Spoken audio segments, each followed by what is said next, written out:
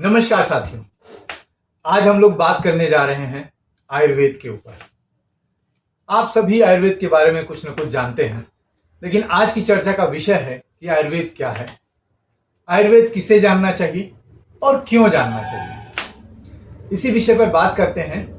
सभी लोग सामान्य तौर पर ऐसा समझते हैं कि आयुर्वेद एक भारतीय चिकित्सा विज्ञान है। कुछ लोग कहते हैं ये साइंस ऑफ लाइफ है।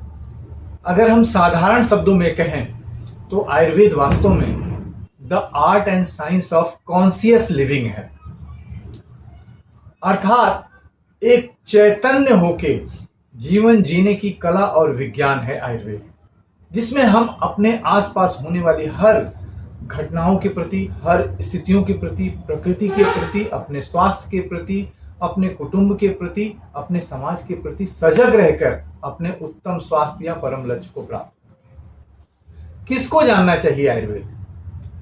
आयुर्वेद वास्तव में सिर्फ पढ़ने का विज्ञान नहीं है।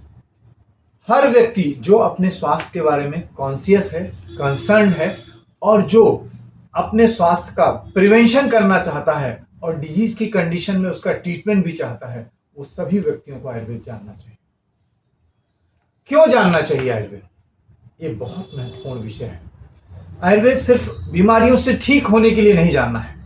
आयुर्वेद क्यों जानना है? क्योंकि आप सभी जानते हैं कि आयुर्वेद इराक से लेके इंडोनेशिया तक का जो भूभाग है, इसको हम भारत कहते हैं। भा का मतलब ऐसा सामान्य तौर पर भारत का मतलब लोग भरत राजा का देश समझते हैं, लेकिन थोड़ा वैज्ञानिक पक्ष रखना चाहूंगा साथियों।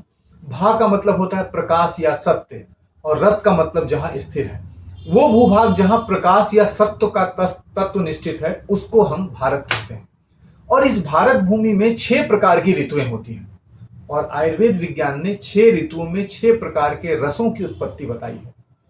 हम लोग अपने भोजन में मधुर, अम्ल, लवण, कटु, तिक्त, कषाय ऐसे 6 रसों का प्रयोग करते हैं। और वर्षा, शरद, हेमंत, शिशिर, वसंत, ग्रीष्म ऐसी 6 ऋतुओं में इन रसों में परिवर्तन देखा जाता है।